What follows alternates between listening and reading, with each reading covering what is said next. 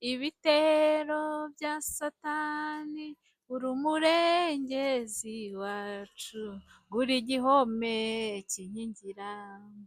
Turaryama twiziguye, utubera amaso, uri mu ruhande rwacu. Tuzatinya turi kumwe nande n'umwami Yesu. Ndakabatuye abakunzi b'Ikamba Blooms TV, mbahaye ikaze kugira ngo tuganire mu kiganiro Life Care ni Sisi. Nk'ibisanzwe tugire ubuzima bufite icyizere, ubuzima bufite icyerekezo, ubuzima bufite intego. Ndakwifuriza kugira ubuzima burabya, ubuzima butanga impumuro nziza ku bantu bagukikije, abantu bakuri hafi, abantu mwirirwanye rwose birirwane umunezero. Kandi nawe niba uri kutwumva ubuzima bukaba butameze neza, ndakwifuriza ko Imana ikugeraho, Imana ikwibuke, Imana iguhindurire ubuzima, Imana iguhindurire amateka. Tuzongera gusubira mu kiganiro cy'ubutaha, hari icyo Imana yakoze ku buzima bwawe. N'abatsindiye rero ndaje ngo tuganire, ariko uyu munsi ngiye kubaganiriza ku bintu,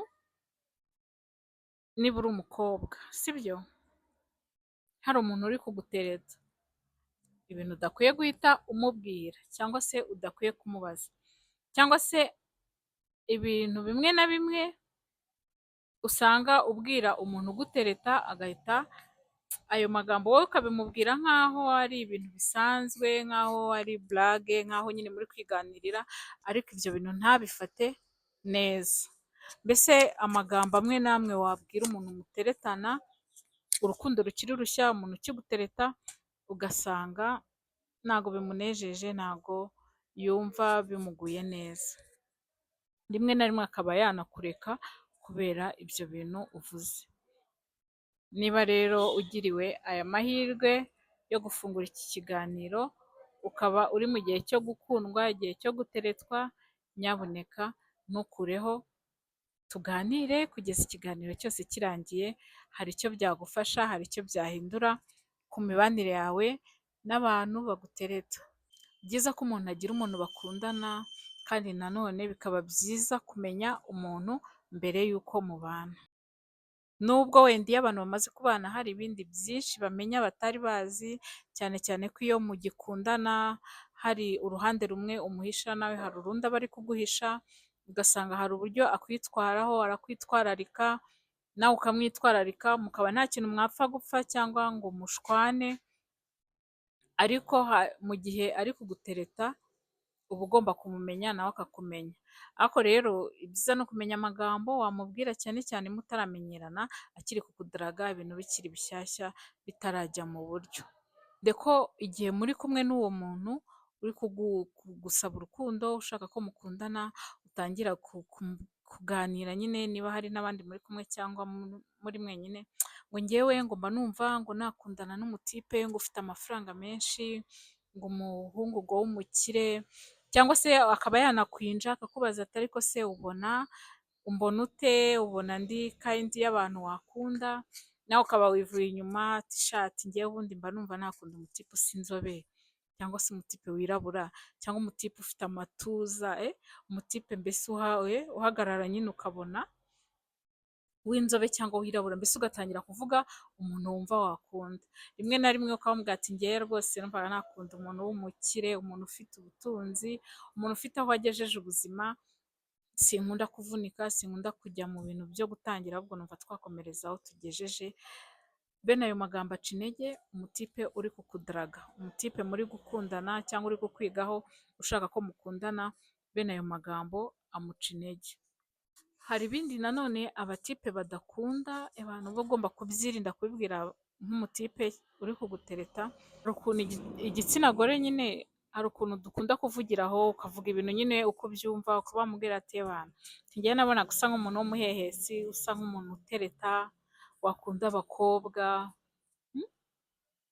Ntabwo ibyo bintu rero igitsina gabo babikunda cyane, ahita yumva yanakureka ahubwo aho kugira ngo mukomezanye, kuko aba yumva uri wa muntu ufuha, uzajya umubuza amahoro, uzajya umugendaho, uzajya umukekakeka, mbese uzajya umuhoza ku nkeke. Ntabwo rero ibyo bintu usanga akenshi batabikunda cyane. ikindi kintu badakunda ni kwa kundi nyine umuntu arimo arakudaraga ugatangira kumubwira ati se uhembwa angahe, ugatangira kumubaza umushahara we, ese ufite amafaranga angahe kuri konte, mbese ugatangira kumwinjirira, se waguze ikibanza, ufite inzu se, uyu uracyatega moto, ufite imodoka, bimeze gute, iyo ugiye ku kazi se ugenda na bisi, mbese ukamwinjira mu bintu bijyanye n'ubutunzi. Akenshi rero usanga abagabo ibyo bintu babitinya, abahungu barabitinya, bakanga umuntu ubibabaza, bakanga umuntu ubinjirira, cyane ko atangira kugufata nyine nka wa muntu ukura ibyinyo, akagufata nka wa muntu urenterese ku bijyanye n'ubutunzi, ku muntu ukunda amafaranga, agatangira nyine kubona atazagushobora, agatangira kubona wazamugora cyangwa ukunda ibintu biri classe, akavuga uyu nguyu se ubu nzamushobora, uyu muntu utangiye kumbaza ngo mpembwa angahe, ngo mfite konti iriho iki, ngo nageze kuki, akumva nyine ntabwo ibyo bintu abyishimiye, bikaba byamuviramo kukureka hakiri kare, aho kugira ngo mukomezanye, akaba yafata icyemezo cyo kuba akuretse. Ntago abagabo cyangwa abatipe bakunda umuntu ubinjirira, ubabaza mu buzima bwabo bwite, cyangwa se ugasanga ntago afite ubwoba bwo kuba yakushyira mu buzima bwe, kuko aba avuga ati uyu muntu akurikiye amafaranga, ikigaragara ni amafaranga amuzanye, ntago ari kunkunda by'urukundo, ahubwo ashaka kunkundira ibyo ntunze. Icyo gihe rero usanga ashobora kukureka kandi yaragufiteho gahunda, akaba yakureka hakiri kare. Usanga rero yaguteretaga cyangwa agukunda, ariko yumvaga nyine muzakundana by'igihe kirekire, muzagirana imishinga miremire, ariko ataje kukubera umuterankunga. Rero wowe watangira kumubaza ibyerekeranye n'ubukungu, ibyerekeranye n'ubutunzi, akavuga uyu nguyu se mana yanjye arashaka ko mubera umuterankunga. Nta bantu muzi se bagiye bakundana, ugakundana n'umuntu akakwishyurira kaminuza, ugasanga umuntu yamwishyuriye kaminuza rwose, yarangiza yamara kudefanda cyangwa abonye akazi kandi yaramwijeje ko bazabana, bakaba barashwanye, ugasanga rwose byabaye birebire, hari abica ubukwe bw'abandi, hari abicana, hari abiyahura ngo babanza ngo kandi barabatanzeho amafaranga, ngo naramwishyuriye, ngo arangije ngo abonye akazi ngo aravuga ngo ntabwo ari mu kigero cyanjye, ngo ntabwo dukwiranye, ngo ntabwo tuberanye, akakwanga nyine kandi waramushoyeho byinshi. Ugasanga rero izo nkundo nazo zibaye ikibazo cyane, byigeze no kugerwaho mu gihe cyatambutse, ugasanga rwose umuntu ari kwiga kaminuza, hari undi muntu umwishyurira, ngo narangiza bazahita babana, yarangiza agahita amubenga.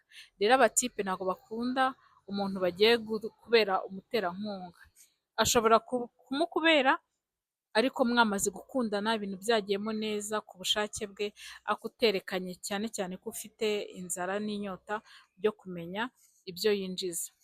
Ikindi kandi nanone ntabwo bakunda ngo uze ngo uhite ubiyemeraho, utangiye kuvuga ati njye ndi umukobwa wihagazeho, ndi umukobwa witunze, ndi umukobwa wishoboye, mbese umwereke ko umurenzeho, nta kindi kintu umukeneyeho uretse kuba muri inshuti, ari nka feva wamugiriye,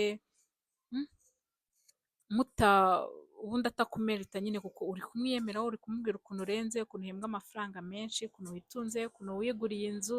Ibyo bintu ntabwo abatipe babikunda, cyane cyane iyo ari kugutereta ntabwo babikunda habe na gato. Ikindi, niba mutaramenyerana cyangwa mukiri kwiganaho, wirinde kumutura ibibazo by'amafaranga.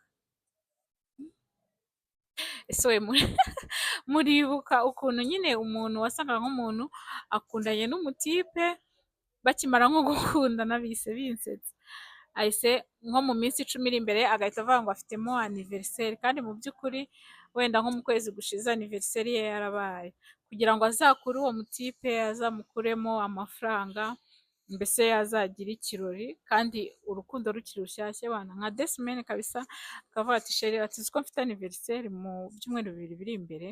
Ntabwo abatipe bakunda umuntu batura ibibazo bakiri kubatereta, akiri kugutereta. Igitsina gabo ibyo bintu barabyanga. Mwamaze gukundana ushaka kumubwira shida ufite, ikibazo wahuye nacyo, niba hari icyo umwifuzaho, ariko mu gihe akiri kugutereta, akiri kukwigaho, irinde kumwereka ko ukeneye amafaranga, kurusha ibindi byose, ko amafaranga ariyo ushyize imbere, uzanye ibibazo imbere y'amafaranga, uzanye ibibazo ku buzima bwe bijyanye n'amafaranga. Mwakoze rero kubana nanjye, Imana ibampere umugisha.